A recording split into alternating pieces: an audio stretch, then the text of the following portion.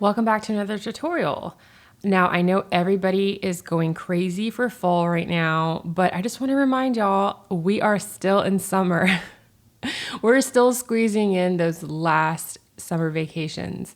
And I have my foot in fall and the other still in summer. So this will probably be the last summer inspired cup. But in this tutorial, we're going to combine the full wrap with some clay sculpting skills along with that tricky little handle that some of these tumblers have. So I've been wanting to create something with this vinyl right here. This is my vinyl. I created, I drew, I put together this entire thing from beginning to end. This vinyl right here is an Animo original. So I'm very happy with this vinyl. I'm very proud of it. This was at the very beginning of my Procreate journey. So it's very special to me and I love it. And I am excited to finally have a chance to do something sculpty wise with it. Okay, as always, we're gonna trim off our edges. We're gonna see which way our pattern is flowing, and we're gonna keep in mind that handle that we see right there. Let's go ahead and let's trim all this off. And then we're going to wrap it around our tumbler. Now this is a 30-ounce straight with the handle. So the handle's a little bit tricky, but through the years, I've kind of figured out what really works for me. And I don't fool with like stencils and templates or anything like that. I just kind of take that straight edge and put it right up to one side of the handle, wrap it around, and then give myself a little bit of slack and then just cut out the handle parts, okay? And then use my X-Acto knife or a blade to trim out the excess. So you'll see me line it up, and then I'm gonna grab my squeegee, my very large squeegee. These guys are a lifesaver. If you have a hard time wrapping your vinyl around without getting the air bubbles, this guy's gonna be your best friend. In fact, you can go to Amazon and I will link that down below because I do a lot of full wraps and you see me use this tool a lot. And then they have a full set of them. It's like a long squeegee, medium squeegee, and a baby squeegee. So squeegees are a lifesaver. So the handles can be a bit tricky, but I just love the way a handle looks on a cup. You can do so many things. You can decorate the handle, you can sculpt on top of the handle, you can add charms and trinkets to your handle. So I had to bust out of that whole, I'm scared of playing around with the handle because I'm worried that the wrap's not gonna work. No, the wrap will work. Follow this simple foolproof method and just trim around. And if at all fails, you can just hide it with a drip or you can hide it with glitter. If like your vinyl has like a hole in there or something, you'll get better and better. But the joy of playing around with these handles, it just makes the craft that much more fun. So I encourage you guys to play around with this technique and this model.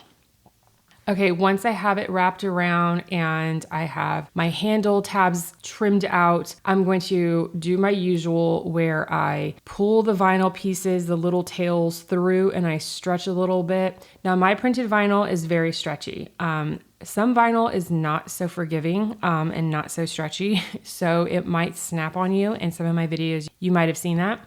But with my vinyl right here, I can stretch it over that lip and it just gives me a cleaner bubble-free edge. So you'll see me do that a lot here and I'll just stretch it over. Rarely do you see me stretch the vinyl over the edge and keep it there. I try not to. I really like to have a clean bottom and a very thin bottom. Whenever I do stretch the vinyl over the edge, you'll see it pucker just slightly. That always makes me a little nervous because there's little tiny micro air pockets there where it kind of creases or it bends or it comes to a corner. And that always makes me nervous if somebody drops it. It could crack there. So I try to just have a stainless steel with epoxy. If not, then I just won't even do the bottom. But that's what you see here. Now for the fun part. I'm so excited for this part. Okay, I was really nervous about doing this, but I don't know, after doing that bow, I had some confidence in myself. So I said, what could tie this all together with some kind of 3D element, you know? And I said, okay, well, I have a vinyl that goes with this pattern right here that has little campers on it. So I'm probably gonna do something cutesy wootsy, like a little vintage camper, right? I can envision it, I can sculpt it, I see it coming to life. Okay, let's give it a go. I'm gonna bust out my clays. I have a bunch of clays here that I got for Christmas last year that I have not had a chance to use. They are very pastel-y, super cute. All right, so I have a couple of colors of pink here. I have a pink that's more like a bubblegum pink, and then I have more of like a light pink that shimmers. So I'm just kind of figuring out what kind of pink, because I do want it to stand out from the vinyl. So I'm gonna go darker than the background of this vinyl right here. If I have to combine some colors together to get the desired color that I'm looking for, then so be it. Let's start conditioning our clay. It helps if you have this little pasta guy, this little pasta wheel. You send your clay through there and it flattens it out like a pancake. I throw it in there 4 or 5 times. I get the clay nice and, you know, mushy and conditioned and warmed up, and it'll make it a lot easier for you to work with once you're ready to start putting your design together. So I started to freehand cut this clay out. And while I was happy with it, I just wasn't sure about the dimensions. And for some reason, I figured, you know what, I'm going to draw this out first, and I'm going to cut a pattern to trace my clay. Just like a seamstress, when she's putting together a dress or, you know, creating some kind of garment, she puts a little paper pattern down. So that's what I'm gonna do here. You'll see me cut it out, and then I'll put it down, and I'll use my tool to trace around that pattern. The good thing about that is you have a pattern to just refer to or use and pull out as many times as you need to. So label your pattern, put it in a little file system. So that way, if you have to make multiple cups or you have to recall this cup up, you know, sometime in the future, you have a pattern and it'll look exactly the same. Now it's time to start putting it all together. I pull out my clay cup. You know, I've said before in the past video that I have one tumbler that I use as my shaping cup. Like I sculpt on it, I bake it. This is a cup that will probably never see a finished day. It'll never get glitter and epoxy because its sole purpose is just to be the clay cup. So if you do a lot of 30-ounce straights or you do a lot of, you know, skinnies, just kind of designate that one cup so you're not just dirtying a bunch of cups. I have designated that one cup to being the oven cup. So when I pull it out from the oven and I pop it off once it's cooled, it will flawlessly fit onto its home, okay? So we're putting it down and we are smoothing out all of the fingerprints and we're kind of matching it up, and we're gonna see how this all works. Now, if you have any like frayed edges, just rub them out. You can use water or a little bit of alcohol to kind of just smooth everything out. And remember, we can always use paint if something's not looking right or your color is off a little bit. You know, there's always a way to fix it. There is a way to fix everything. So once we have our little body of our camper down, I'm gonna come in and I'm gonna start to put the little details. This is the best part of clay working, in my opinion. I get to play around and add my personal little flair to it. So now you get to put down all the little cutesy wootsy windows and doors and wheels, and that's always fun. Okay, so I don't have a mint color clay, so we're gonna have to make our own mint color here. So watch how I do this. I'm gonna take some of my teal or my aqua, whatever you call this color, and I'm gonna blend it with some white, and then I'm gonna put a little bit of my spearmint green, okay? Now I'm gonna mush all of this together, and I'm gonna probably run it through my pasta machine here, and then I'm just going to mold and mold and mold until I get the desired mint color that I'm looking for, okay? So play with it a little bit. If you have to add more color just to kind of reach that color that you're looking for, so be it. The good thing about this clay, this is baked clay, is you can save it, you know? Now, if you were using epoxy sculpt, you know, you're gonna have to use all of it or you're gonna have to chunk it. But this here can be used over and over and over until you run out or until you need it. It can be reactivated forever. So you don't have to use it all. So if you make a bunch of this mint, for example, you don't have to use it all. You can actually put it back in a little container and bring it back up. So if you want to make a big batch, go for it. You can always come back and you can use it later. It saves very well. All right, so I'm creating the door and I'm making the window and I'm doing all of those little tiny details to my camper, and I see that there are some edges that are a little rough on the side. Just grab your little sculpting tools. With here, I'm using my wooden popsicle sticks, basically anything that you have on hand. You don't have to get anything fancy. Through the years, I've collected these little tools because they are silicone tips, so they work well with epoxy because they just pop right off. But you can also use them for clay because they're very soft, they're very forgiving.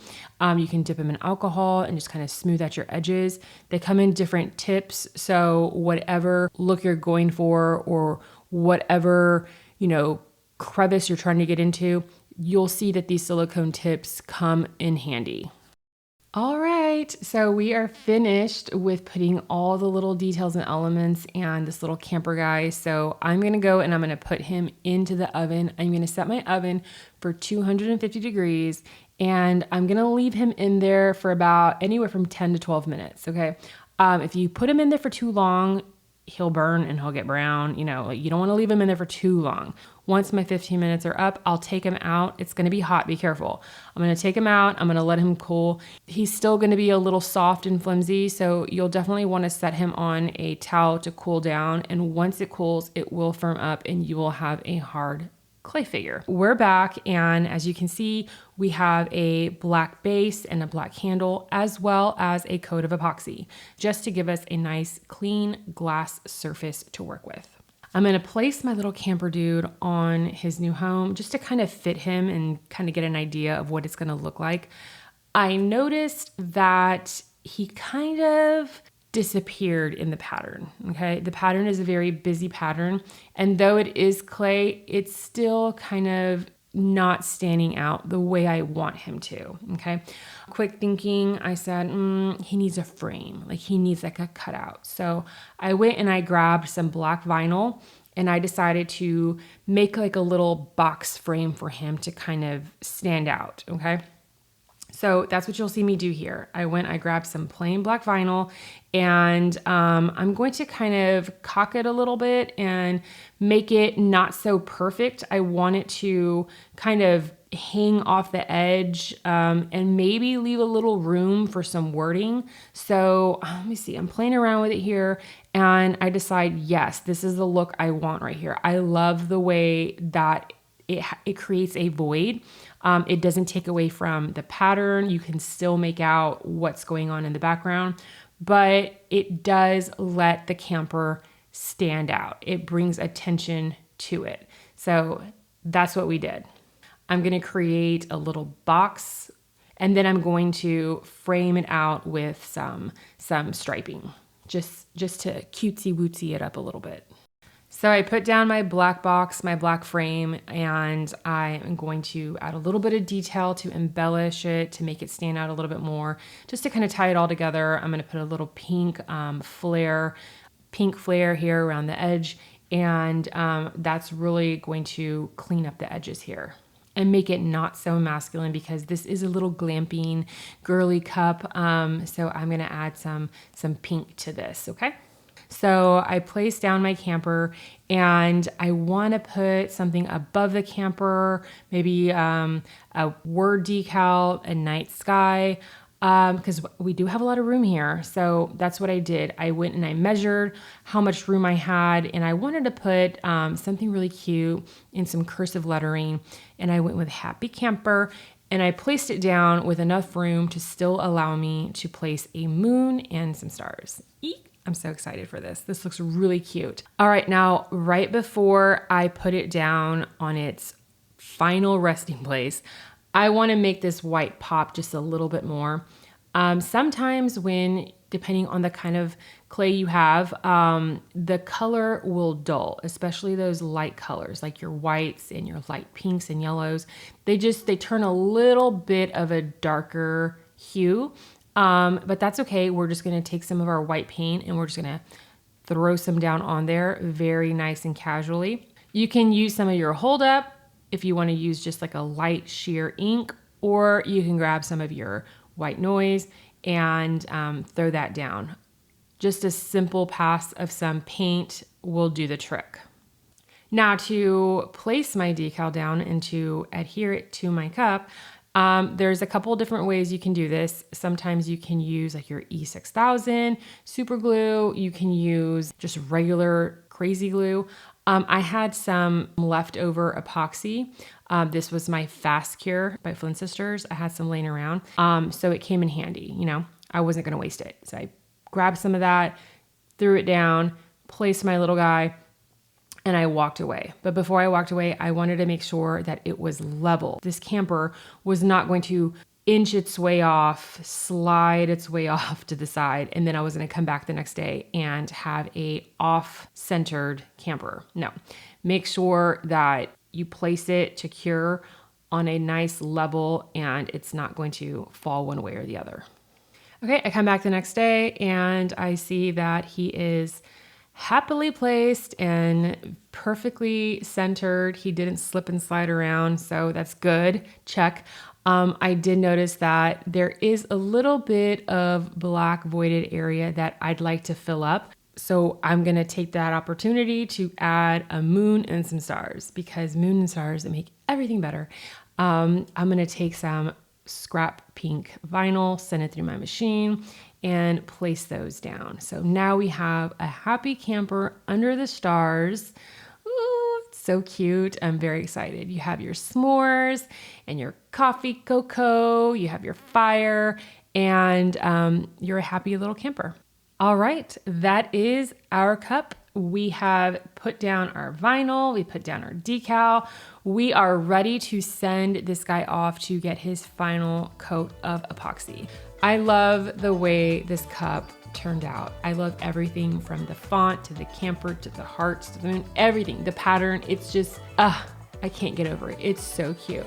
I had a lot of fun and I'm very happy and glad that I came out of my shell to create this little camper guy. If you love this cup and you want to purchase this cup, I will be listing him on my site under the YouTube Creations tab. There you will find all the cups that are available that I have created on my channel. And guys, subscribe. I have Fall Friday coming up every Friday now until Halloween. So if you are a Halloween person or a fall person, this is right up your alley. Every Friday, we will have something new for you. If you loved this video, please give me a thumbs up. Any comments or questions are gladly appreciated down in the comment section below. All materials will be listed in my description. You guys have a fantastic week, and I cannot wait till we get to join up again.